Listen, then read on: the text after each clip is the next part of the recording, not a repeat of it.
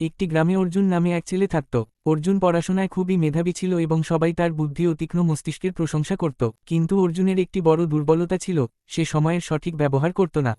সে সময়ের বেশিরভাগই বন্ধুদের সাথে খেলা, মোবাইলে গেম খেলা ও নিরর্থক কাজে নষ্ট করত।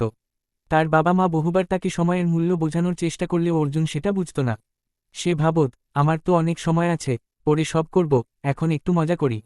একদিন স্কুলে বার্ষিক পরীক্ষার ফল প্রকাশিত হল। এইবার অর্জুনের নম্বর খুব কম এল, যেটা আশা করা হয়েছিল তার অনেক নিচে। যে অর্জুনকে শিক্ষকরা সবসময় প্রশংসা করতেন, এবার সেই অর্জুনকেই দেখে তারা হতাশ হল। এমনকি তার বন্ধুরাও তাকে এড়াতে শুরু করল। বাড়ি ফিরে অর্জুন দেখল তার বাবা মা রিপোর্ট কার্ড দেখে খুবই মন খারাপ করেছেন। অর্জুন নিজের ওপর রাগ হল, কিন্তু কিভাবে নিজের অভ্যাস বদলাবে সে বুঝতে পারল না। সেই রাতে অর্জুন গ্রামের সবচেয়ে জ্ঞানী ও সম্মানিত বৃদ্ধ, তার দাদুর কাছে গেল। দাদুর পাশে বসে সে তার সমস্যা বলল, দাদু, আমি বুঝতে পারছি না, আমি এত ভালো ছাত্র হয়েও কিভাবে ফেল করলাম। দাদু হেসে বললেন, সমস্যা এই নয় যে তুমি ভালো ছাত্র নও, সমস্যা হলো তুমি সময়কে হালকাভাবে নিয়েছ। সময় খুবই মূল্যবান, সময়ের সঠিক ব্যবহার করলে সফলতা আসে, আর নষ্ট করলে পিছিয়ে পড়তে হয়। অর্জুন আশ্চর্য হয়ে জিজ্ঞেস করল, দাদু, সময় তো সব সময় থাকে, পরে করলেও তো হয়। দাদু গম্ভীর হয়ে বললেন, না বাছা, সময় নদীর বয়ে যাওয়া জলের মতো। যে সময় একবার চলে যায় আর ফিরে আসে না। এসো, তোমাকে একটা গল্প বলি। দাদু গল্প শুরু করলেন। অনেক দিন আগে বিক্রম নামে এক পরাক্রমশালী রাজা ছিল। তার ধন সম্পদ, প্রাসাদ, চাকর বাকর কিছুই কম ছিল না। কিন্তু তারও সময় অপচয়ের অভ্যাস ছিল। সে দেরি করে উঠত, দরবারে না গিয়ে বন্ধুদের সঙ্গে সময় নষ্ট করত, এবং সব কাজ কাল বলে ফেলে রাখত।